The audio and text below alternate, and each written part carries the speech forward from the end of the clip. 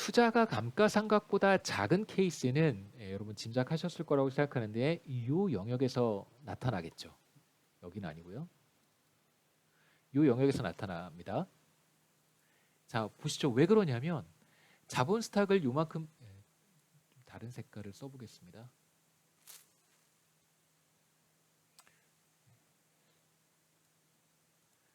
자, 자본 스탁이 요만큼 있다면, 자 K만큼 있다면, 그러면 그때 감가상각이 투자보다 더 크다는 걸 여러분 확인하실 수 있죠.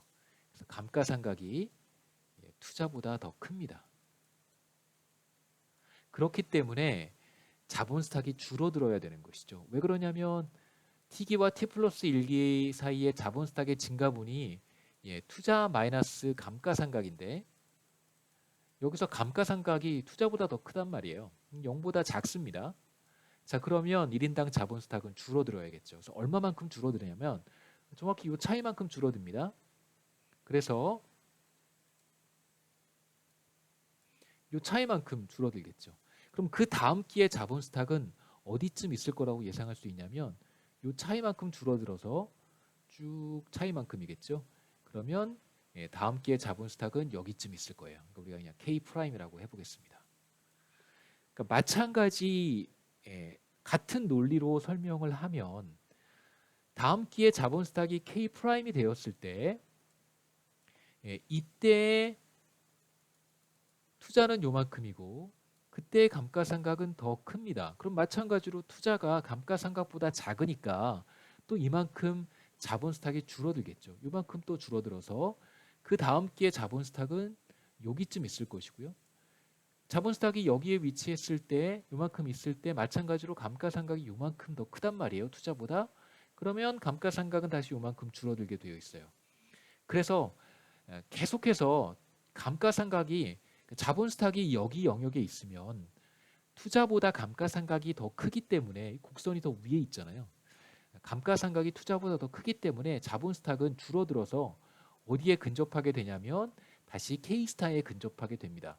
그러니까 아까도 말씀드렸듯이 K스타에만 들어가게 되면 K스타에 들어가게 되면 이쪽으로 가지도 않고 이쪽으로 가지도 않아요. 그냥 그 K스타에 그대로 머물러 있습니다. 왜 그러냐면 투자와 감가상각이 같기 때문에 더 이상의 자본 스탁이 늘어나거나 줄어드는 현상이 나타나지 않는다는 것이죠. 그래서 우리가 이러한 상태를 스테디 스테이트라고 부르고 그때의 자본 스탁을 스테디 스테이트 캐피탈 스탁이라고 부르는 것입니다. 그래서 여기에 제가 수식을 다시 한번 표현을 했는데요.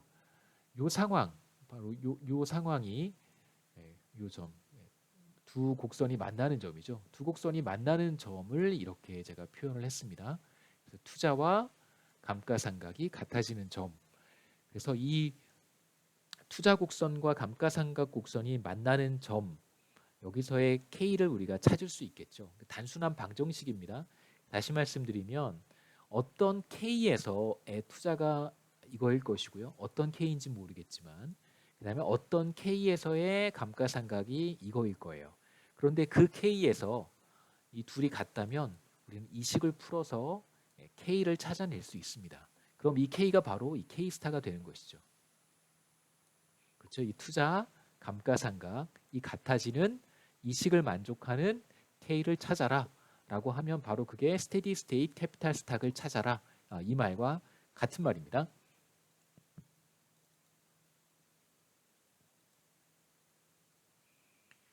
자, 그래서 스테디 스테이트 캐피탈 스탁에서 우리가 어떤 현상을 관찰할 수 있냐면 바로 투자와 감가상각이 같아진다는 것을 우리가 알 수 있고요.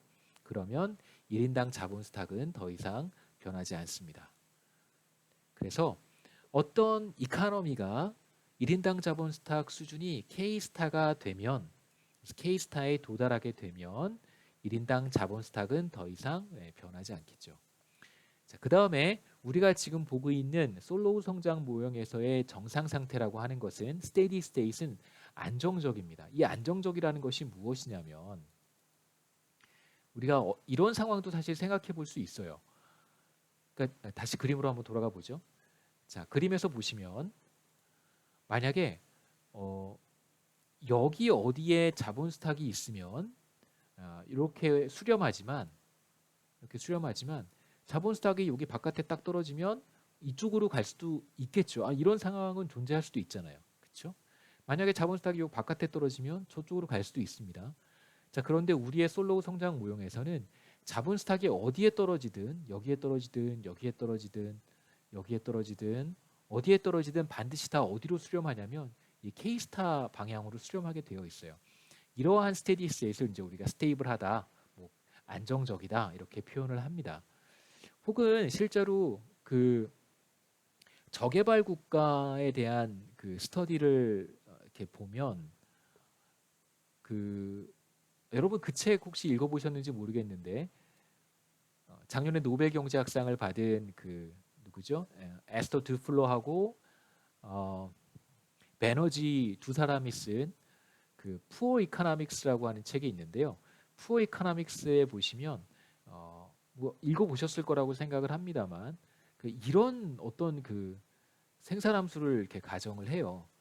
이런 생산함수를 하나 이제 가정을 하는데, 그러니까 어떻게 생겼냐면 제 기억이 정확한지는 잘 모르겠습니다만 이런 생산함수 같은 걸 하나 이렇게 가정을 합니다. 지금 우리는 이 영역에서만 생산함수를 생각하는데 이 영역에서는 이렇게 이런 형태를 갖다가 이제 우리가 지금 가정하는 이런 생산함수 형태를 갖는 이런 것들을 소개를 한 적이 있어요. 푸어 이코노믹스라는 책을 보시면 이런 이제 생산함수를 소개를 합니다.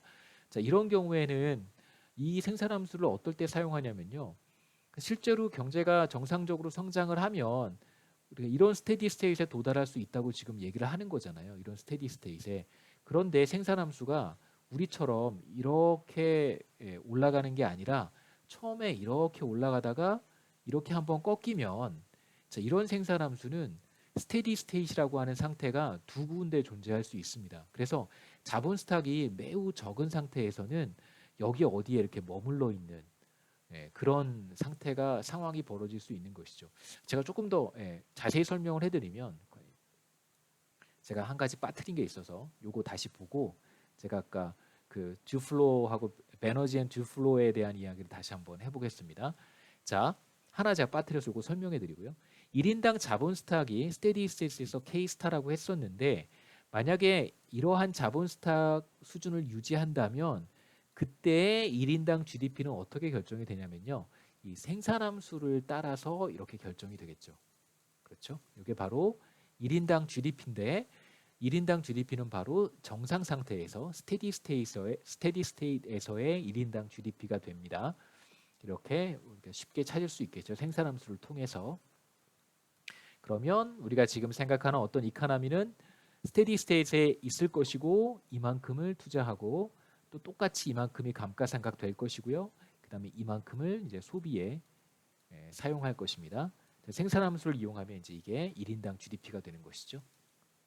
요 얘기를 제가 아까 살짝 빠뜨려서 나중에 다시 할 텐데 제가 지금 스테이블하다, 스테이블하지 않다라는 얘기를 이제 하기 위해서 다시 한번 아까 그 생산함수를 생각해 보겠습니다. 그림으로 표현해 보면 자 이렇게 표현할 수 있고요. 제가 뭐죠? 펜패드 같은 걸 하나 사야 될 것 같습니다. 온라인 강의가 길어질지 몰라서 아직 구입을 안 하고 있는데 이게 마우스로 그리는 게 너무 힘들어서 펜을 하나 장만하는 것이 좋지 않을까. 생산함수가 이렇게 가는 거죠. 이렇게 가다가 이렇게 올라간다고 가정을 하면 실제로 스테디 스테이트 여기 하나 존재하고요. 또 여기 하나 존재할 수 있습니다. 두 군데 스테디 스테이트 존재하는데 여기가 아니죠. 여기 두 군데 스테디 스테이트 존재할 수 있습니다. 그래서 충분한 자본 스탁을 갖고 있으면 이러한 경제는 높은 수준의 소득 수준을 갖는 스테디 스테이트로 수렴할 수 있지만 만약에 어떤 트레시홀드죠. 그러니까 어떤 그 컷 오프를 넘어가지 못하면 어떤 수준의 자본 스탁을 확보하거나 확충하지 못하면 이러한 상태에서는 계속 이쪽으로 가는 거예요. 이쪽으로 가서 매우 그 빈곤한 상태가 유지될 것이라고 보는 것이 바로 듀플로와 이제 베너지의 설명이고요.